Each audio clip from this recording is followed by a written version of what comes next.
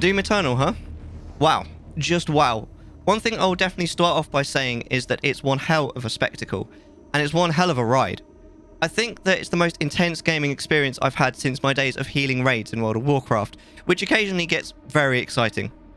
Doom Eternal is an unreasonable amount of visceral, demon-melting fun. Once over the initial learning curve, Doom Eternal provides a balanced, frantic, but satisfying boomer shooter type game with smooth but fast pacing, well thought out battles and visuals that really impress. Note, I'm not talking about graphics here, but about the art style, specifically of the environment. The game really knows how to build an epic atmosphere with amazing structures with moving parts. I do think that there are a few too many mechanics in this game though. They are definitely introduced way too quickly. I feel there are simply too many things to keep a handle on, especially early in the game. You need to remember to use grenades, to use the flamethrower thing, then the blood punch thing, then the dash thing. All of these things have different cooldowns that you are expected to be able to keep track of. I have to admit, I did end up using these effectively eventually, but no thanks to the UI, which is way too much to keep track of in the middle of a frantic battle. And ultimately, I kept track of a rough timing just in my head, which meant it took me longer to master than the game probably intended and wasn't the most reliable of methods. I also feel that there are too many options for modification in Doom Eternal, with different weapons. Then there are different extensions to put on the weapons, then upgrades available for the extensions, plus the Praetor suit upgrades and the runes. It's enough to make a man dizzy, and this is before a single bullet has even been fired. Doom 2016 definitely had this problem, but it was worse in Eternal. I genuinely feel the runes could be sacked completely and not negatively impact the game at all, and it would do a lot to simplify the menus and the upgrade options. Honestly, the Praetor suit upgrades could probably have been gotten rid of too. I'm not necessarily saying they should be, but I'm saying they could be, without a big negative impact on the game, and would reintroduce a simplicity that 2016 had a lot more of that I think Eternal sorely needed. Having said this, I really feel that there are a few things that Eternal does better than 2016. A big part of this is the platforming sections, which I mentioned in my review of 2016 were disappointing.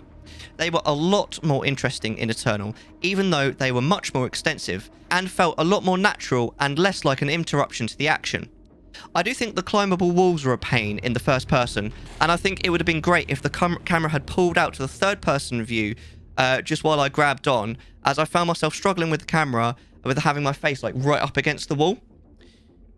I also think that reworking the chainsaw mechanic worked a treat, and not only encourages the player to use it more, but makes it incredibly satisfying and useful during protracted battles. If I had to nitpick, I would also point out that I think kiting enemies around is far too viable a tactic, and I would imagine it only gets more so on the harder difficulties. This artificially extends the length of the battle and does little to add to the excitement of the encounter. I think overall, I would have liked to have seen a bit more focus on balls to the wall killing, if there wasn't enough of that already in the game, but you take my point. I would also like to take a moment to compliment the fantastic map this game provides. It's not only a marked improvement on the already solid map from 2016, but may actually be the best game map I've ever experienced, demonstrating all three dimensions of space in a way that makes sense even on a fairly quick glance. Finally, however, I do feel that the story takes a significant dive in comparison to Doom 2016. In 2016, I was pleasantly surprised just how compelling the story was. Not so with Eternal. The exposition provided in the notes seemed a lot more convoluted, and therefore nowhere near as interesting, and the overall story lacked a compelling antagonist, story arc, or really motivation for Doomguy other than demons bad. I'd also point out that there were a few moments of anticlimax in the game. For example, when you spend several minutes casually walking through a level with potential enemies allowing you through an awesome boss battle and a brilliant opportunity to have to fight your way out, but then suddenly, look, a handy portal back to base. Level complete. Oh. Luckily, all you have to do is remember that this is a Doom game and that the story hardly even matters. and then all is well with the world again. Overall, I think Doom Eternal is an impressive step up in terms of chaos and frenetic pace from Doom 2016 that borders, at least for me, on the overwhelming. Is Eternal better than 2016? No. But is it worse? Well, no. It's just different. If you like one, you are highly likely to enjoy the other, unless one of the significant differences between the two happens to really rub you the wrong way.